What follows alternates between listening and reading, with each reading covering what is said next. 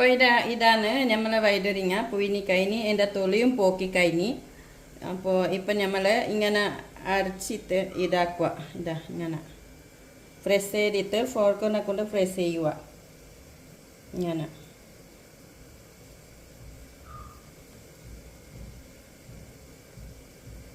ഇങ്ങനെ ആക്കിയിട്ട്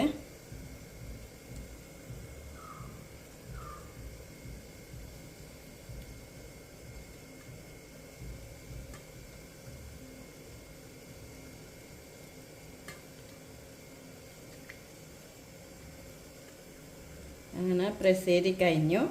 അപ്പോൾ ഇത് മുട്ടയാണ്, 2 മുട്ട ഇത്ര ഞാൻ. ഇതൊക്കെ പിന്നെ കുരുമുളക് പൊടിയും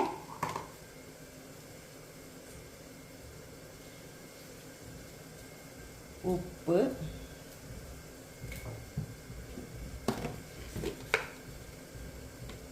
കുറച്ച് മഞ്ഞൾപ്പൊടി പിന്നെ മുളക് പൊടി കുറച്ച് എരിവുള്ള മുളക് പൊടിയാണ് ഞാനിപ്പോൾ ഇട്ടത്. ഇത് കാശ്മീരി മുളക് പൊടി. അപ്പോൾ അങ്ങനെ ഇളക്കിയിട്ട് സ്ക്രാമ്പിൾ ആക്കിയിട്ട്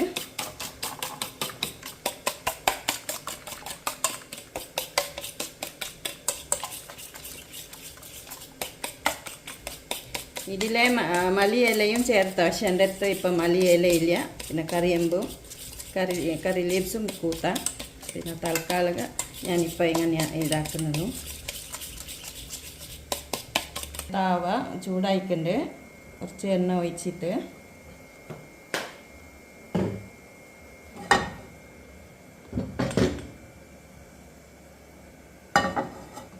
ഇങ്ങനെ ചൂടായിക്കൊണ്ട് അപ്പോൾ നമ്മൾ കലക്കിയ മുട്ടയും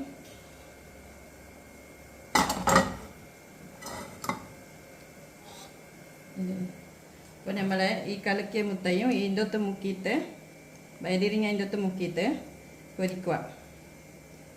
ഇതാണ്